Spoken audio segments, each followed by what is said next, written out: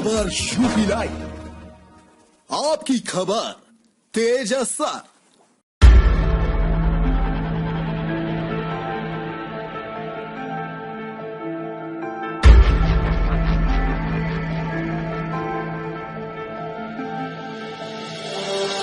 Lockdown लोगों की जिंदगी बचाने के लिए सरकार द्वारा लिया गया फैसला जरूर है, मगर पेट की जंग से लड़ने के लिए आखिर सरकार क्या करे? जिनके लिए एक वक्त की रोटी नसीब नहीं, उनके लिए कोरोना महामारी से जंग लड़ना कौन सी बड़ी बात है। लेकिन इस संकट की घड़ी में कुछ ऐसे भी समाज सेवी हैं जो लोगों की तकलीफों से दूर नहीं है और इस संकट की घड़ी में लोगों की मदद के लिए हर संभव प्रयास भी कर रहे हैं। उन्हीं में से एक हैं काशीपुर के दीपक बाली, जिन्होंने महामारी के इस संकट में हर संभव प्रयास किए हैं लोगों की मदद के लिए। दीपक बाली ने काशीपुर के सरकारी अस्पताल में कोविड सेंटर न होने पर खुद के खर्च पर कोविड सेंटर चलाने का जिम्मा लिया। यही नहीं, पूरे शहर को सैनिटाइज करने के लिए अपनी समाज सेवी संस्था के माध्यम से पूरे शहर को सैनिटाइज किया।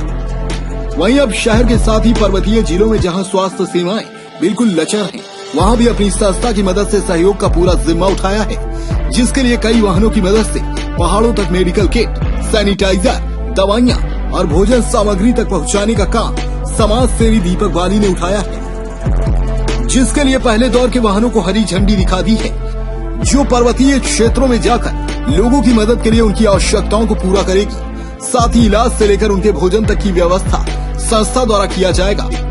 बहरहाल समाज सेवा का जो जिम्मा दीपक बाली ने उठाया है, निश्चित तौर पर सराहनीय है।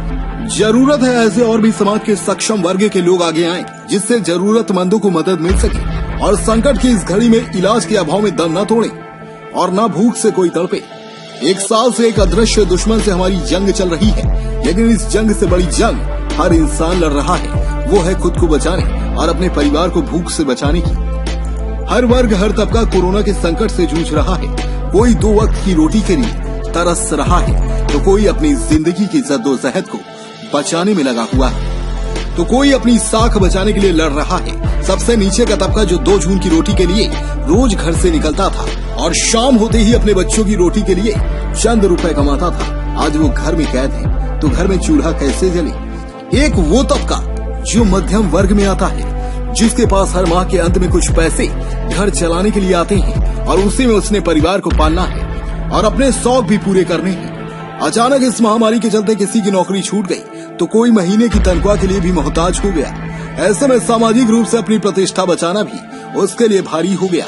घर का लोन, कार का लोन या फिर घर की अन्य जरूरतों के लिए बैंक का कर्जदार, ये मध्यम वर्ग का व्यक्ति आज उस कर्ज को चुकाने में नाकामयाब है और इस बोझ से खुद को नहीं उभार पा रहा है। वहीं मध्यम वर्ग से ऊपर का वर्ग संपन्न जरूर है, मगर उसने भी अपने हाथ पैर इतने फैला लिए कि आज वो आय बंद हो चुकी और अब कम आय में फैले हुए हाथों को समेटना उसके लिए भी मुश्किल हो गया है।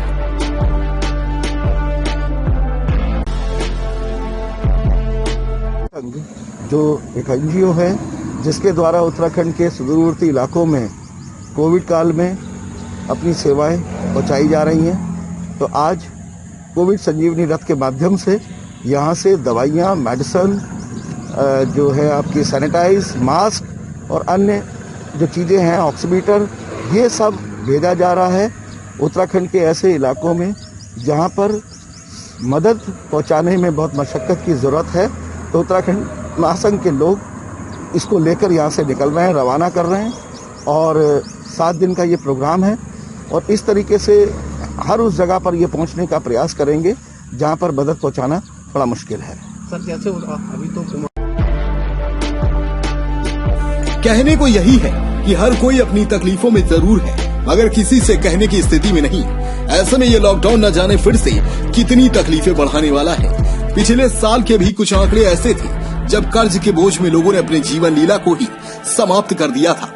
वहीं किसी तरह से उभरने की कोशिश की तो फिर से लॉकडाउन ने लोगों के माथे पर चिंता की लकीरें खींच दी। डेस्क रिपोर्ट, खबर यूपी लाइव।